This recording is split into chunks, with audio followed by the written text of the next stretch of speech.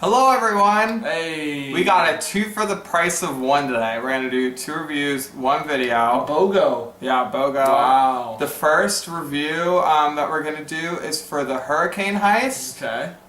Remember all that rambling I did about 1517 to Paris? I think I remember it. Yeah, this is worse. Just don't go see it.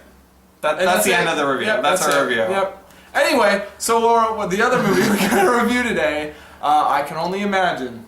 The movie based on the song written by the band Mercy Me that came out in the 90s.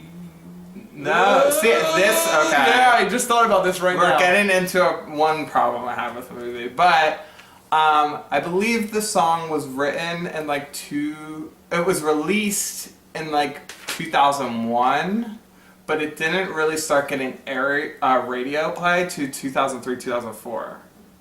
So it didn't it took a long time for it to gain traction for it to become this big crossover mainstream hit. Okay, so they didn't explain that. I know, they don't. But yeah, I Can Only Imagine. It's based off of the lead singer of Mercy Me, his experiences as a child with his abusive father, and him growing up, and everything that kind of built up to him writing this song that made Mercy Me a very big name in Christian music, and just even outside of Christian music. It's the highest selling Christian song of all time. Of all time. So, yeah, let's dive into this. Christian movies, as you know, I am a Christian man. Yeah. Christian movies don't get the best. They're not very good. I'll say that. God's Not Dead came out. I did not like that, sadly. So this is the best by miles. Yeah, miles. Going into that was literally the only thing in the back of my head. I'm like, okay, these haven't been extremely good in the past, but I was like, this looks like it's got something, and there's something there for sure. Yeah. It has a heart, and it has an emotion to it. And it's solidly written. Oh yeah, absolutely. That's my biggest problem with the pure flicks movies. The writing is just it's horrible. It's atrocious. But this is written conservatively. Mm-hmm. But for the most part, it's very effective. Yeah, and where I think some Christian movies flounder is that I'm trying how I think this. They act like they're trying to get to that non-Christian fan base, but it's purely for Christian fan bases. Where this movie, you can if you don't know anything about this band, it's a very this movie could totally be a crossover hit, just like the song was. Yeah, absolutely, absolutely, and that's why I think this movie does good, because it knew going in it can appeal to the Christian audiences. It's not too preachy. No. Yeah. It rides that line just perfect, and let's talk about some other things. Performances, very good. They're very good. Yeah, Trace Atkins did a good job. He's really good. It's like the performance you kind of always see out of him. Yeah. But it worked really well in this movie. Yeah. I was very surprised by Trace Atkins. And he has given a surprisingly a lot to do, I thought. Yeah, he was normally he just shows up for a scene, But sadly, he plays their manager. Sadly, Cloris Leachman is in this movie as well, and she kind of just shows up. She delivers some lines the punchlines. She throws some lines in for the trailer, and that's all she really does. She's like, Mercy Me, that's a good voice, and that's how they get the name Mercy Me. And then at the dad's funeral, she's like, I can only imagine what he's seeing in heaven right now. Yeah. So it's she's here to deliver the inspiration for the titles of both the band and the song. Yeah, she doesn't really have anything to do with it. I kind of felt bad about that. But J. Michael Finley, who plays Bart, the lead singer, this is his first film. Yeah. He is very good in this movie. He has a really commanding screen presence. Yeah, he's very charming, yet reserved and shy at the same time in multiple scenes. I was like, wow, he's really... He does all the singing in this, and it's dead on. Oh yeah, it's so perfect. good. It's poof, they nailed it on the head. Yeah, he's so good. I was really, really taken aback by. And Dennis Quaid. Dennis Quaid is so good, and let me tell you, Going into this, he's had doubts. He was like, oh, well, and even Dennis the Quaid. first half, I'm like, oh, Dennis Quaid is just really hitting this over the head. Like, but the turnaround that character has was powerful. It's the best part of the movie. But best part of the movie. Subtle. Yeah. And he delivers on, like he has a monologue when, in the second half of the movie, was that at breakfast? Bart comes back. Okay, yeah. And it was really powerful, like I very powerful. Dennis Quaid is so good in this movie, and yeah, again, like I was just like, oh. It was like watching The Parent Trap all over again. Yeah, he's so good. I love Dennis Quaid. Just the performances in this movie go such a long way because. And there's that scene in the middle.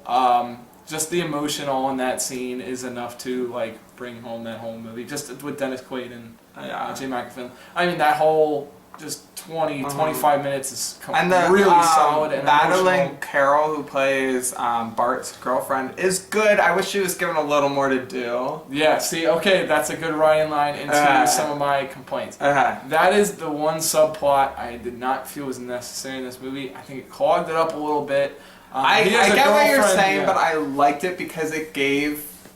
I don't know, it made Bart feel more relatable, and also I feel like that subplot actually provided a lot of the more lighthearted moments of the movie, which were such a breath of fresh air. Yeah, I agree. I just thought everything else going on, but I understand why it was in there. It was kind of like, like the consequences of his relationship with his father, how it impacted other moments in his life. Yeah. So I understand why that was there. It was only sprinkled in so much that, and everything else felt so important.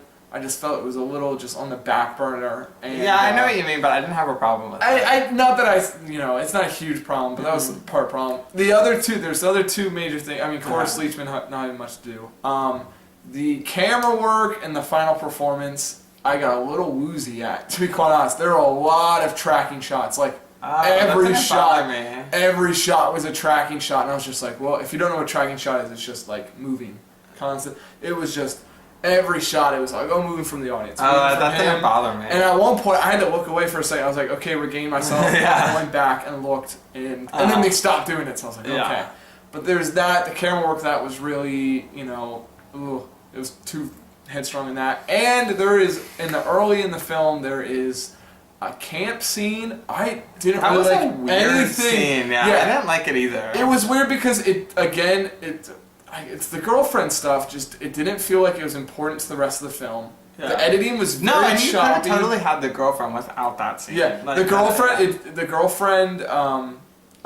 editing. I'm sorry, was very choppy. It just felt like line, cut the line, like that whole scene. But like the weirdest part was like at the end, like these kids are like setting off fireworks, and there's like not a grown up in sight, and they're like 10-year-old kids. I'm like, wait, are like none of the counselors like concerned that there are like 10-year-olds setting off fireworks? The kid was like, and not like little fireworks, big fireworks. I did give a slight chuckle because he's like, I've been setting this up for a bit, and then these kids are like 10. Yeah. All of a sudden he's shooting off like Disney World like quality fireworks, and I'm like, dude, that's probably so illegal where you're at. Right? I'm like, what? Yeah, okay. But I said it earlier about the lighthearted moments. That is another thing that I really liked about this movie. This movie does not, it's serious, but it doesn't take itself too seriously. Yeah. And it has small moments of humor throughout, and it was such a breath of fresh air. I was just like, I was able to chuckle, and they did some good stuff with the bandmates. That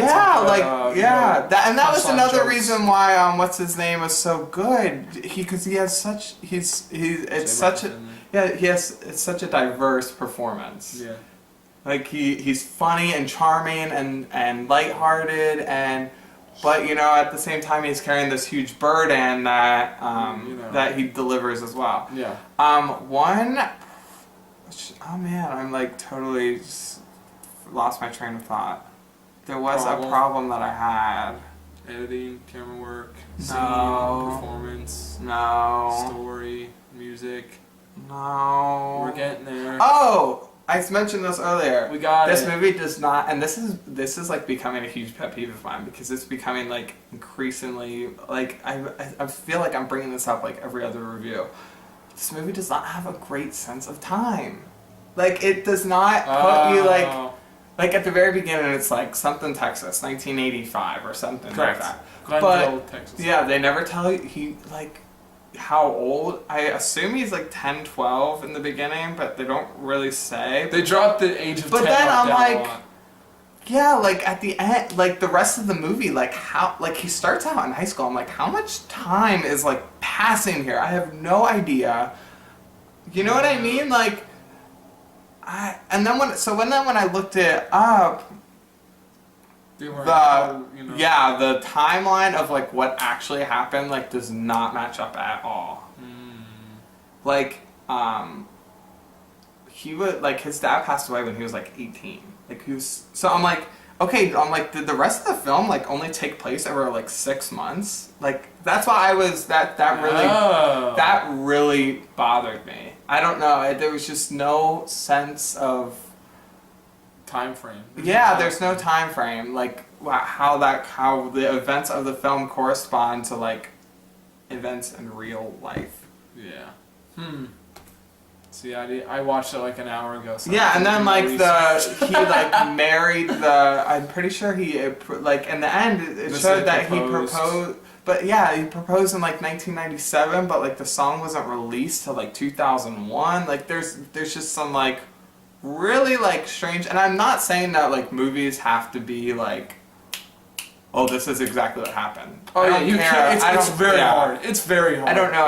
I would have had less of a problem with it if the movie had given me a better sense of a timeline. Yeah. Even if it had lied about it, just exactly. Just no something that made sense in the world of the movie. Yeah, you can't do it all. And I don't know how much of this is true, but I was really surprised at how big of a role Amy Grant played in this song. I had no idea. Oh yeah, I had no. I mean, I saw the name dropped her in the trailer. Yeah, I did some research after. We all know you did research. Continue. Yeah, I already said this. I guess I did research after I saw the movie because I was really interested in it. Yeah. And I guess like she didn't just spontaneously call him up on stage. Like that was kind of planned. And they sang it together. I guess like she sang the first verse and then like that first time. Yeah. But yeah, at least in the movie they suggest that the song was originally gonna be given to Amy Grant as like a comeback song. Yeah. Which is crazy because I like. And then she's like, no, like. This is your story. Yeah, this you is like tell it. He's like, this is your song. Like you need to sing this song. Yeah. So that was really interesting. That was compelling. Yeah. Yeah. I was just kind of like gobsmacked by how much I like this movie. I just did not see it coming. Yeah. And I mean it's the emotional scenes are emotional too. It's like that. Oh my god! I didn't cry, but like.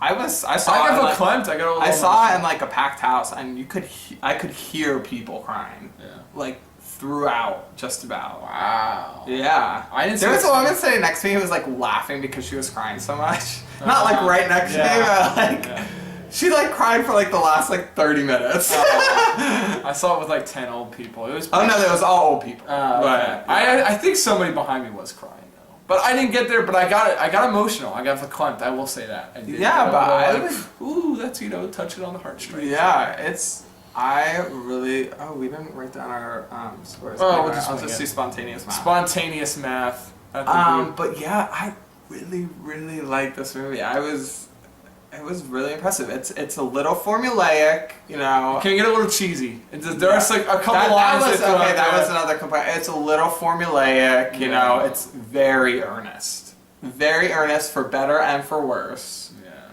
Yeah. Very earnest borderline. But I really like this movie. I give it like a 7.8. Whoa! Yeah, wow. Okay, you liked it way more than I did. I really liked it. Yeah. I'm glad to hear. So 7.8. I'm gonna go like 6, 7. I'm gonna go right in that I can't say it was like great, but it was really good. So that's 11 and 5. 6.4. 7.4, you mean? Like 7.4. Yes. That's what happens when we have to do math on the shoot here. That might not even be right. 7.4. Yeah, let's go with 7.4. Go. If you're I can probably say if you're interested in this movie Dad has to see this. Like, he'll love it. If you're interested in this movie at all, you will probably like it. I can. Oh, see, absolutely. Yeah. If you saw the trailer for this and you're like, oh it yeah, piqued your interest, I would think that you would like it. Yeah, I have so many people at work who are like, oh my gosh, tell me when you see this. I want to know what it is. Yeah. So I'm happy to go in. I do want to say this is not pure flicks. It's roadside attractions, and I think that contributed to how good it is. The quality, yeah. They do. So this has a 7.5 on IMDb right now, so that's pretty good. And it's actually 67% fresh, which may not sound like a great score, but for a faith-based movie, that's a pretty darn good score on Rotten Tomatoes. So, so it has 14 fresh reviews and 7 rotten, so double the amount of people liked it. Critics liked it that didn't. Yeah. So, this is a good movie. Yeah. Go see it. Yeah, check it out. Check it out. Let us know what you think. Yeah, comment, like, subscribe. Check out our other videos down below or up there, somewhere around. We got some more over there. We got some more reviews coming out soon. We might do another top 10 or so. Hopefully you guys like the first one. But yeah, stick around. Thanks for watching. Adios. See you guys. Bye. Thanks.